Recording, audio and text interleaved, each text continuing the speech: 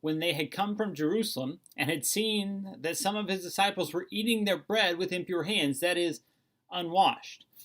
For the Pharisees and all the Jews do not eat unless they carefully wash their hands, thus observing the traditions of the elders.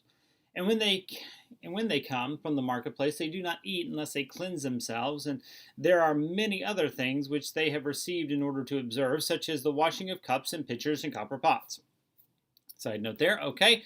The Pharisees and the scribes ask him, why do your disciples not walk according to the traditions of the elders, but eat bread with impure hands?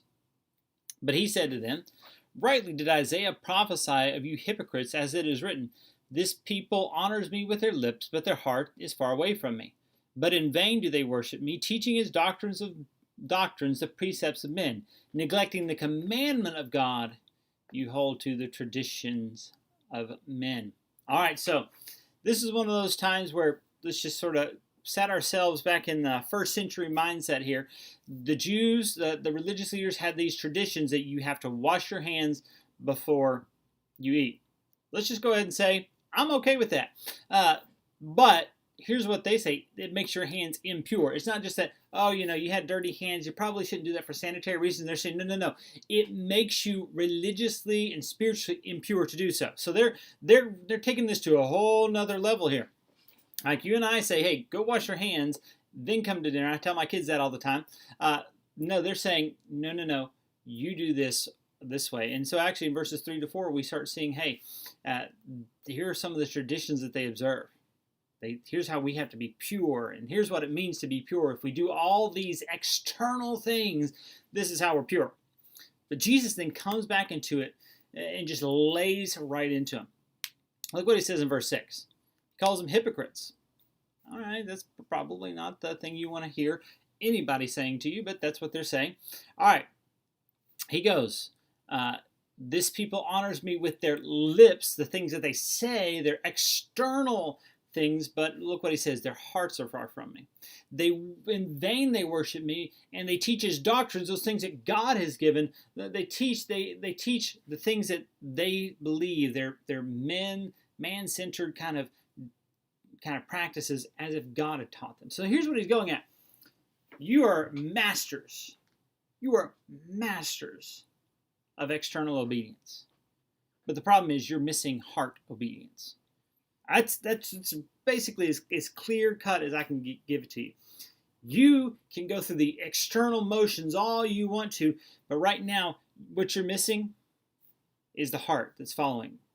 You're just following the traditions. You're trying to show, here's all the ways that I go about making sure that my life is pure. I wash my hands. I wash the copper pots. I do all this. He says, but you're missing some other things. And he's actually going to get into some of those things. He says, right now you're holding on to your earthly traditions of what it means, but you're not following God with your heart. And this is really where Jesus comes head on into the Pharisees and the Sadducees. He's just bumping right onto them, and it just creates a clash. I mean, you want to talk about clash here? This is one of those times. And he's pulling on Isaiah the prophet because he's saying this isn't a new problem. You've been doing this for a long time. You've been about this problem for a good while now. And this is where we have to sit back and say, yeah, that's a problem. And so what does this tell us about Jesus? Well, I think one of the things we can sit back and say is Jesus doesn't care, isn't really overly concerned about all the things that we can do to kind of look better in his sight. All our religious kind of practices that we think make us look good. Now, obviously, there are some things that he tells us to do, but if we're making up rules like, oh, I don't do this and I don't do that, he's not really concerned about that unless it's really grounded in something he's told us to do. But what does it tell us about ourselves? Well, it tells us we have a really, really stellar ability to come in and make up rules to make ourselves look better. How many people have you seen who says, oh, you shouldn't do that because it's bad? Oh, guess what? I don't do that, so I must be a better person. Yeah, that's what we do. That's our own fallenness. So what's it call us to? What does this passage call us to? It calls us to not be like that.